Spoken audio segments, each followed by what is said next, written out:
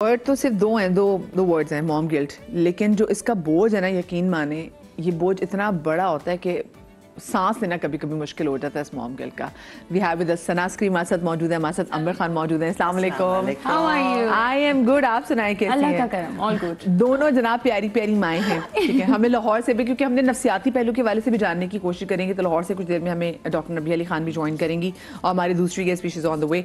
आप लोग इसे मुझे बताएं कि आप दोनों वर्किंग वुमेन, दोनों माएँ काम करती हैं, आप लोग हुई वैसे इस मॉम गिल्ट का शिकार? आज तक to date, meaning I think मैंने नायल जब पैदा हुए थे तो 6 महीने बाद एक प्रोजेक्ट कर लिया, बिकॉज जाहिर है आप सालों से काम कर रहे होते हैं, आप अचानक कैसे घर बैठ सकते हैं, और बैठ जाए तो आप घर वालों को भी पागल कर रहे होते हैं कि तीन बिला वजह की चिंचिन आपकी शुरू हो जाती है। तो आई टुक अ प्रोजेक्ट। अच्छा, पहले दिन गई तो हर मिनट जो है ना, हाँ ठीक है, did he finish his milk, ये हो गया वो हो गया, और टू डेट मेरा यही हाल है। अच्छा, स्कूल से आ गए, फ़ौरन खाना खिलाओ, अच्छा ठीक है, अब उनको बोलो शावर लेने, अब तो वो 8 इयर्स के हो गए, तो यू नो माशाल्लाह he does all his things himself. लेकिन एक कांस्टेंट गिल्ट रहती है, वो ये कि अब एग्जाम्स हैं और आपकी शूट डेट है, अब आप तो काम पे गए हैं, बच्चे को पढ़ाएगा कौन? जितना आप कोशिश कर लें ना कि आप प्लान आउट कर लें कि हाँ इस महीने में काम नहीं करूंगी, बच्चे के एग्जाम होंगे, कुछ ना कुछ आ जाता है, and then you end up getting depressed about it कि अब करें तो क्या करें। और अब नायल जैसे बड़े हो रहे हैं, जो अम्मी कहती थी हाँ बच्चा बड़ा हो जाता है इतनी जिंदगी आसान हो जाती है, you know it gets tougher.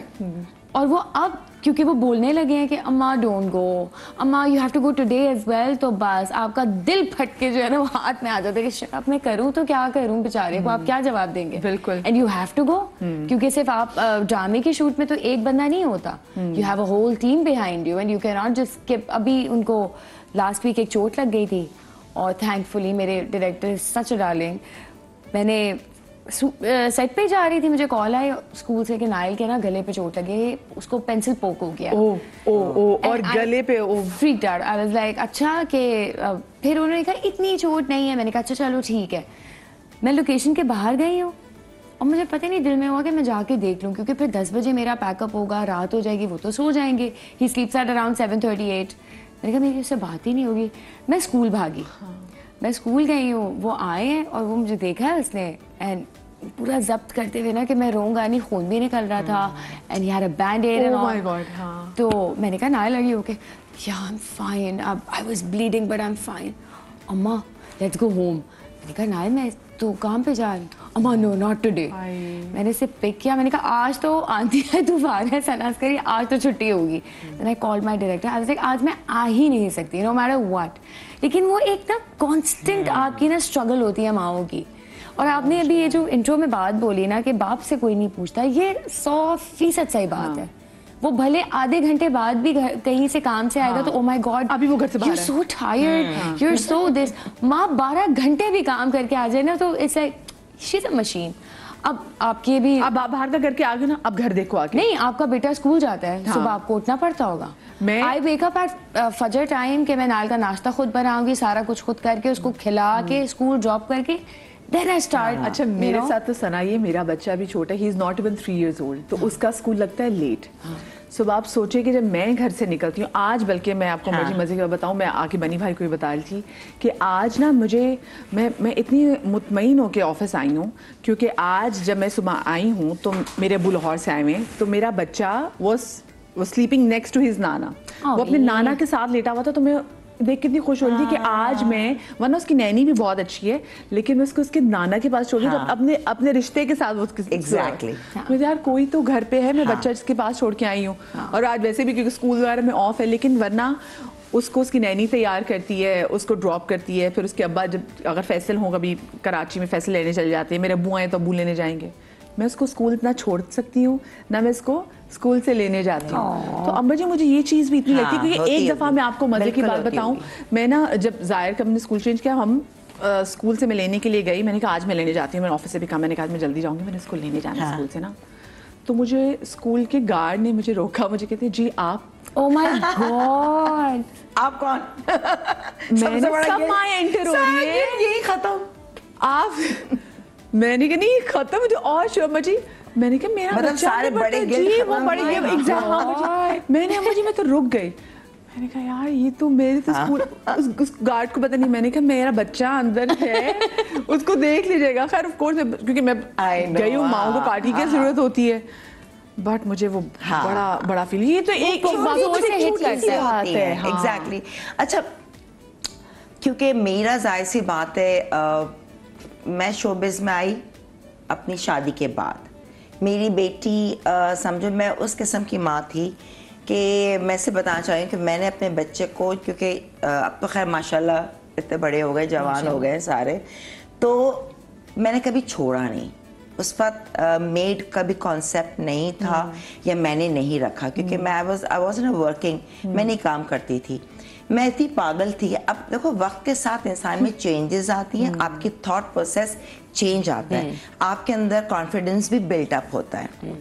आज जो मैं बात करूंगी ज़रूरी नहीं कि 19-20 साल की लड़कियां आजकल के दौर में उनको है, लेकिन हम में इतना नहीं था।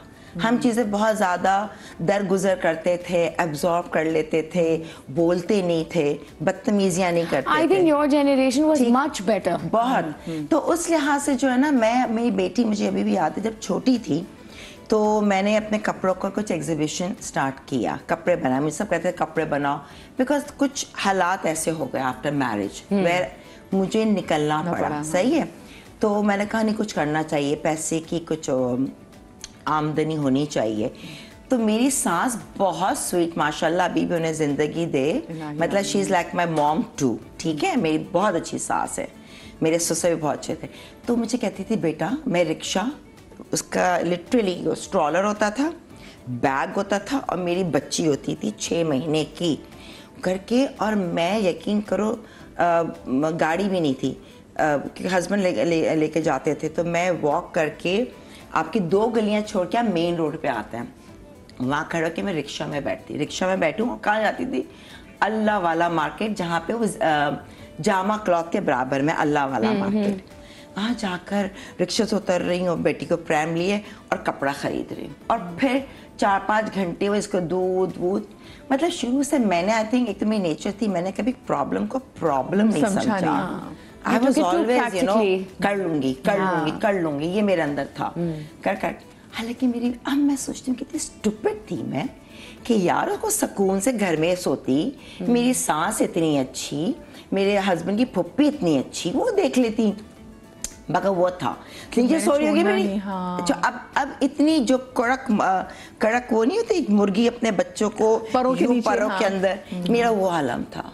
इवन जब मेरी बेटी 6 महीने की थी, मैं कोई कहता था, मैं कहती नहीं ऐसे नहीं, गद्दे में ले, गर्दन टेढ़ी ना हो जाएगी ना, I was like that, no मैं ऐसे नहीं दे सकती लिटरली। और मेरा तो वो प्यार करना अलाउड नहीं था, नो यू नॉट गोना किस माय सन। तो मेरा सबसे बड़ा गिल्ट जब मुझे शोबिज़ में आना हुआ पहली बेटी में, तो जाहिर सी बात है शोबिज़ भी मैं आई एक मजबूरन के तहत आई, आती तो शादी से पहले आती, शादी के बाद क्यों आती। तो जब आई तो मुझे बस होता था मैं कैसे छोड़ूंगी यार, 1 कमर्शियल किया, 2 कमर्शियल किया, मैं लिटरली रोती थी क्या, और दुआ अल्लाह मियाँ मेरी बेटी मुझे मिस ना करे, मेरी बेटी मुझे मिस ना करे, मैं ये दुआ मांगती थी और रोती थी। ये बेसिकली खुद मिस कर रही होती थी। हाँ, मतलब मुझे इतना गिल्ट होता था।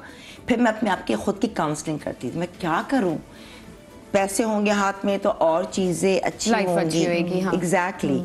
तो वो जो एक टाइम था ना, तो वो है। फिर सेकंड बड़ी और छोटी में 11 साल का डिफरेंस है, आफ्टर 11 ईयर्स। तो ये था कि भी कंसीव हर चीज़ नॉर्मल थी है। जब 11 साल बाद मैंने कंसीव किया तो मुझे बड़ी अच्छी ऑफर आई थी, उस वक्त मेरा पीक चल रहा था ड्रामोस का, वो नहीं फैमिली फ्रंट। मुझे हैदर इमाम रिजवी ने, डॉक्टर यूनुस भट्ट ने कहा उस लड़की के कॉमेडी के टाइमिंग्स बहुत अच्छे, खट खट बोलती है स्क्रिप्ट में ना, मुझसे बात की। अच्छा अब नई प्रेगनेंसी, मैं कहती हूँ नहीं, चाहे आंधी तूफान आए, 11 साल बाद मैं तो लगा था पता नहीं ये सब झूठ है क्या है, क्योंकि इतनी आपने देखी कोई चीज़ें की कि क्या नहीं, बस अल्लाह पे छोड़ दिया था। जब मैंने छोड़ दिया था ना, और मैंने बस एक दुआ मांगी थी, मन्नत जो मुझे पूरी करनी है अभी तक, ठीक है, तो वो मैंने मांगी थी, मेरा बस मांगी और मैंने उसी नेक्स्ट मंथ कंसीव किया था। अब मैंने फिर छोड़ दिया वो। अब जब सेकंड बेटी हुई तो 6 महीने की थी, ठीक है ना, मैंने कहा मैं नहीं करूँगी शोबिज़ में, कहा मुझे नहीं करना, मुझे आना ही नहीं है जब तक मेरी बच्ची को मैं पाल ना लूँ। अब कुछ था, वो हस्बैंड ने कहा कि नहीं करना पड़ेगा, तुम नहीं करोगी तो फिर बच्चों की फीस का मसला था, ठीक है, बहुत इश्यूज थे। खैर मैं रोती थी, मैं लिटरली हज़ारों कतार रोती थी, मैं क्या करूँ। फिर मेरी जो हस्बैंड की पप्पी, तुम फिक्र ना करो, मैं कहा मुझे पता बच्चा संभालेंगे, मैं मेरी फीलिंग जो है मैं कैसे बर्दाश्त करूँ, क्यों मुझे मजबूरन जाना पड़ रहा है काम करने, मैं क्यों घर नहीं रह सकती, मुझे रहना है घर, अपनी बच्ची को अपने हाथ से पालना है। मतलब वो एक्सटेंड ऐसी बता रही हूँ कि वो मेरी एक होता है ना, हर माँ का एक अलग होता है, अलग होता है, तो मेरा ये आलम होता था। लेकिन क्या करूँ, बड़ी भी थी, अब जाहिर सी बात है उसकी भी चीज़ें हैं, क्योंकि जब प्रॉब्लम्स होती हैं घर के अंदर आपको, तो आपको बहुत चीज़ें फेस करनी पड़ती हैं। लोग समझते हैं जैसे हम लोग तो हंसते, क्योंकि वो मेरी हंसती खेलती नेचर है ना, लोग समझते हैं इनको तो कभी कोई गम आया नहीं होगा। भाई हम बहुत उससे गुजरे, लेकिन अगर आप अच्छे इंसान हैं, आपकी नीयत अच्छी है, तो अल्लाह ताला आपके साथ है। ये मेरा तो एक ईमान है, और मैं डंकी की चोट पे कह सकती हूँ। ऐसे ऐसे वक्त पे फरिश्ते भी आ जाएंगे नीचे, आपको पता ही नहीं चलेगा, काम हो जाएंगे। तो this is my personal experience. तो शो के साथ हमने ये भी बताना है कि जाहिर सी बात है आपने अपने आप को किस तरह से निकालना है, अपने गिल्ट में अड़े नहीं रहे। तो 12 वक्त के साथ मैंने बस वही था, सिर्फ अल्लाह मियां से दुआ करती थी बस मैं मिस ना कर। अब फिर शो से आने के बाद मेरा टारगेट तो 9 बजे के बाद मैं काम नहीं करूँगी। क्या हस्बैंड, एक औरत को आके हस्बैंड को देखना है, घर को देखना है, चाहे सास हो सब कुछ ना के बहुत अच्छे, तो मगर फिर भी आपको टाइम देना है। थोड़ी कि आप लाट साहब हैं, लोग को समझेंगे कितना स्ट्रेस होता है मेरे रिकॉर्डिंग के टाइम, आसान नहीं। कोई देख लेना, जब देखते कहते कान पकड़ते हैं, भाई तुम लोग की हिम्मत है, पूरा दिन लग जाता है, पूरा दिन आप उनके हैं, समझो आप बिक गए, आपका टाइम आपका नहीं है, आपको जाना आपका नहीं है। मगर वो जो गिल्ट होता है ना, मैं आती थी, मेरी बेटी उस वक्त कहाँ फोन होता था, मोबाइल भी नहीं होता था। मतलब I am talking around like 25 साल पहले था मोबाइल, नहीं था। नहीं 25 साल, मैं खाली से बात करती हूँ, मुझे छोटी सी ब्रेक लेनी है, क्योंकि ये बातें ऐसी खत्म होने वाली नहीं है, क्योंकि हम सब ही इसके मुतासरा लोग बैठे हुए। छोटी सी ब्रेक के बाद मिलते हैं।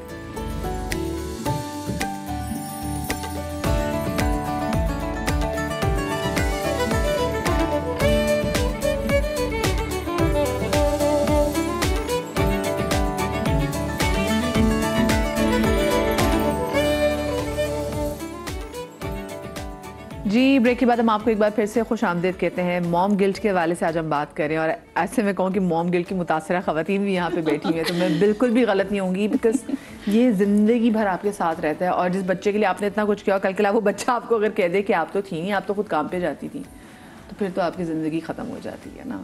आस पास के लोग डाल तो बड़ा रहते हैं आपके अंदर कि बच्चे के साथ नहीं, बच्चे के साथ नहीं, बच्चे के साथ नहीं है, लेकिन खैर वो माँ ही जानती है, माँ से बढ़ के फिर भी कोई फुप्पी ताया भतीजा कोई ऐसी कोई खाला वाला कोई ऐसी मोहब्बत नहीं कर सकती जो माँ कर सकती है।